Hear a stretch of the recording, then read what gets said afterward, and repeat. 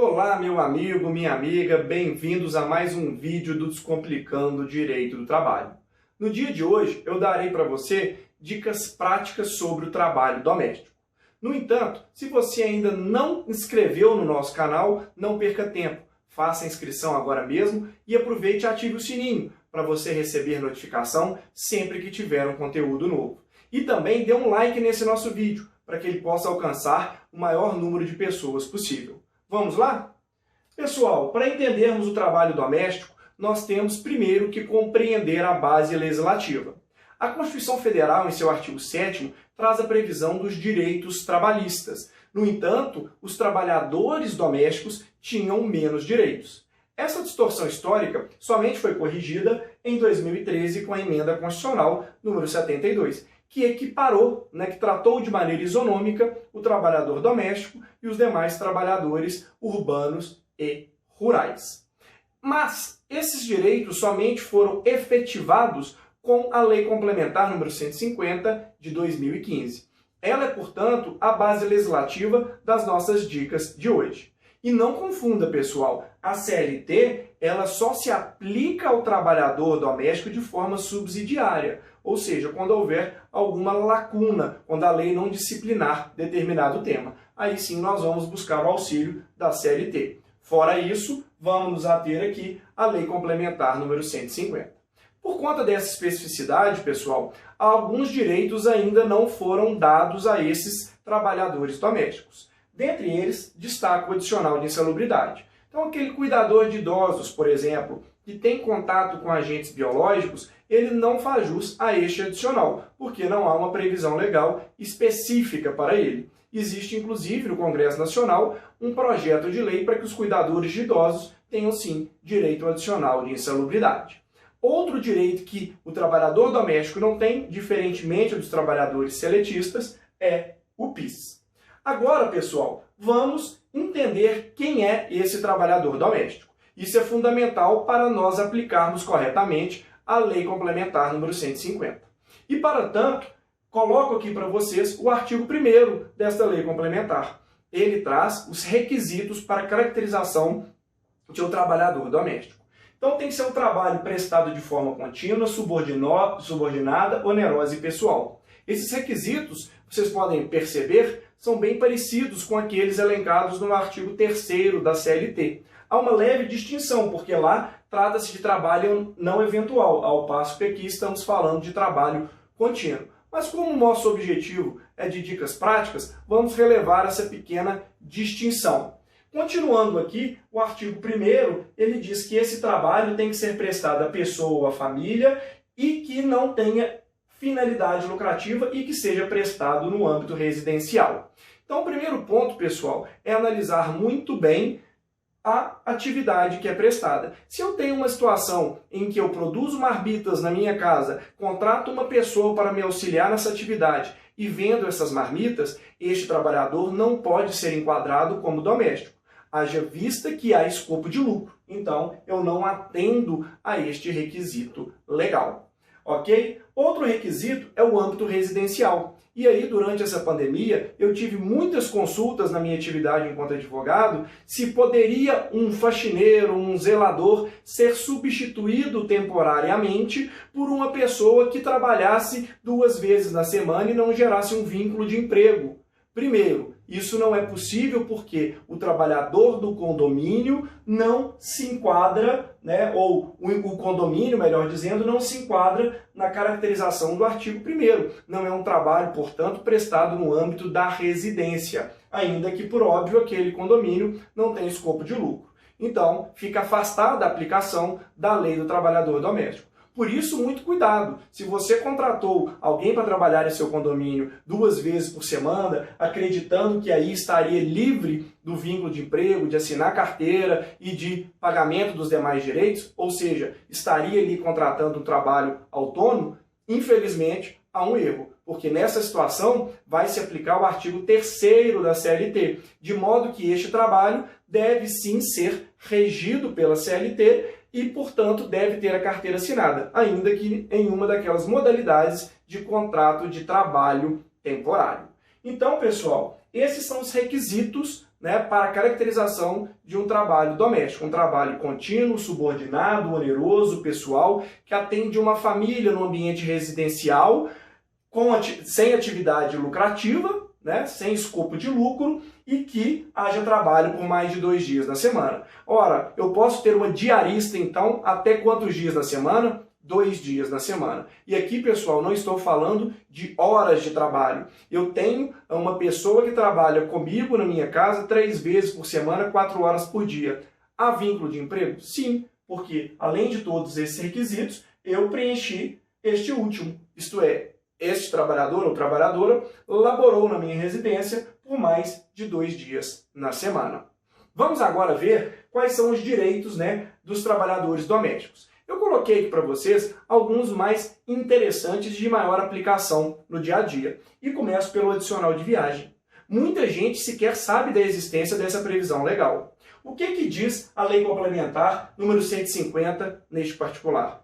O empregador pode solicitar ao trabalhador, por exemplo, uma babá que acompanhe-o em uma viagem para cuidar dos filhos? Pode. Isso tem que ser acordado entre as partes. E se isso acontecer, essa trabalhadora, no meu exemplo, uma babá, ela tem direito a uma remuneração de 25% a mais sobre a hora normal. É um adicional que é devido a ela pelas horas trabalhadas na viagem. Por óbvio que somente as horas de trabalho, né, são e devem ser consideradas como tempo à disposição e como hora de trabalho. Se ela está dormindo ali, não está à disposição, nada disso não se computa na jornada normal diária. Mas o grande detalhe, além dessa previsão, é que o empregador pode, ao invés de efetuar o pagamento com esse acréscimo de 25%, lançar no banco de horas a conversão deste tempo.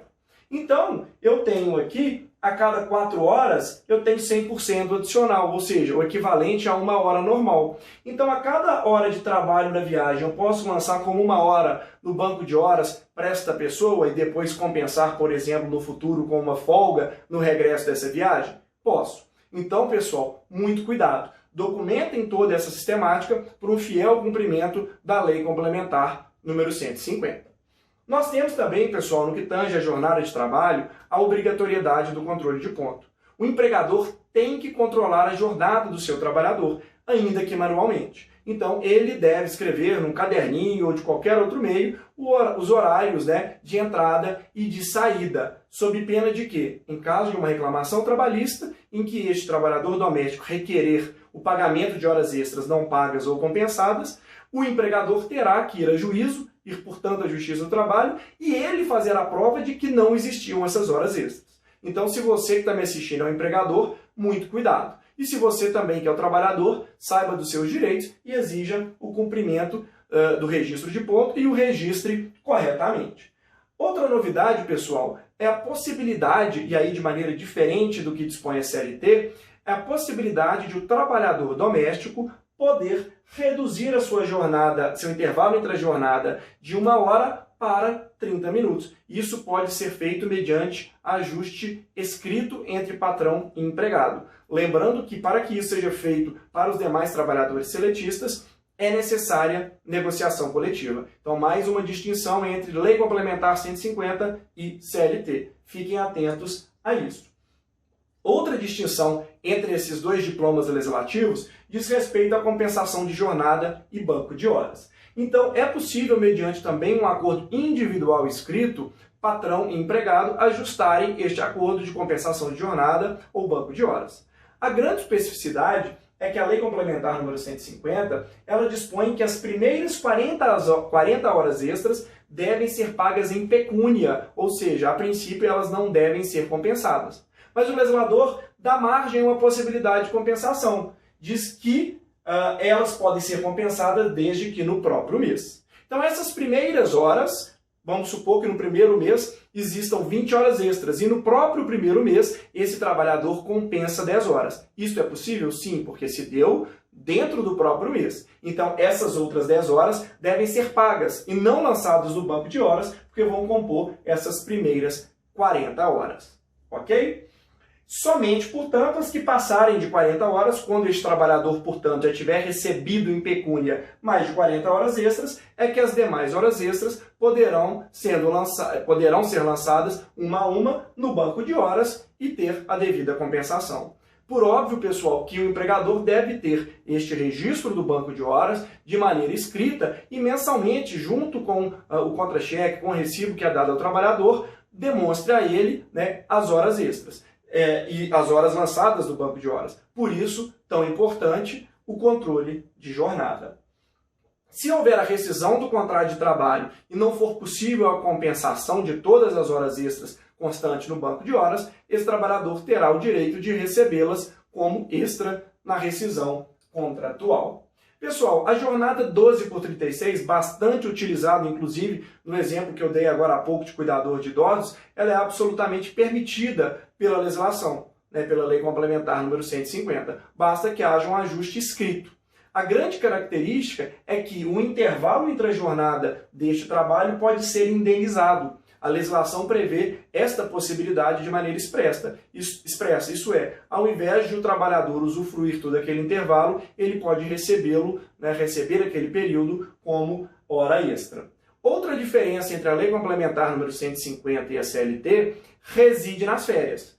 A reforma trabalhista, Lei 13.467 de 17, que entrou em vigor em 11 de novembro de 2017, mudou esta possibilidade de fracionamento das férias. O trabalhador urbano, portanto, pode fracioná-lo em 3 períodos. No entanto, esta nova realidade seletista, como já disse aqui no início do vídeo, não se aplica ao trabalhador doméstico. A ele se aplica a Lei Complementar número 150, que dispõe que as férias podem ser fracionadas somente em 2 períodos e um deles tem que ter, no mínimo, 14 dias.